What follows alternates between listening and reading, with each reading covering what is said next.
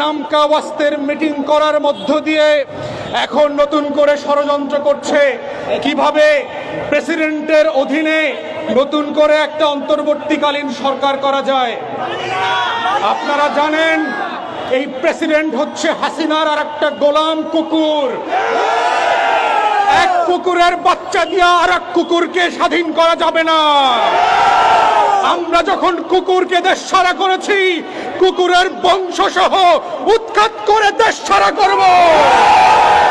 শাহাবুদ্দিন চুপ্পুর মতো কুত্তা দিয়ে যদি দেশ শাসন করার দুরভিসন্ধি করা হয়, সেনা প্রধানকে বলছি আমরা লক্ষ লক্ষ আবু সাইদ বুক পেতে দিয়ে ক্যান্টনমেন্ট উড়িয়ে দেব।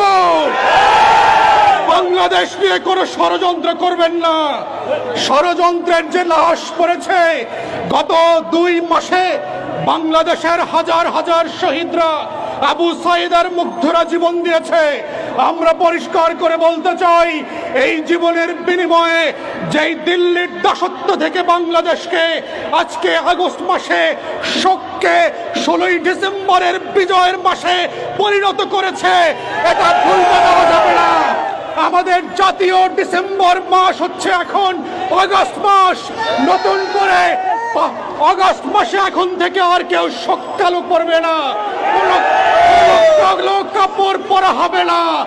আগস্ট মাস হচ্ছে গণহত্যা থেকে গণ অভ্যুত্থানের মধ্য দিয়ে বাংলাদেশকে বিজয়ের মাস। এই দিনের পতাকা হচ্ছে লাল, লাল সবুজের পতাকা দিয়ে আগস্ট মাসকে আমরা উদযাপন করব।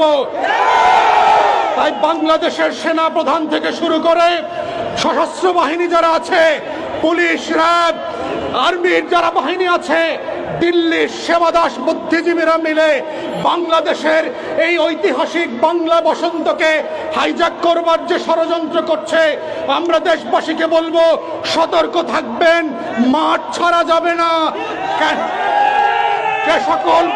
যেই সকল বাহিনী গতকালকে থেকে শুরু করে আজ পর্যন্ত আমার ভাইয়ের বুকে গুলি চালিয়েছে, সেই সকল বাহিনীকে আমরা বিশ্বাস করি না।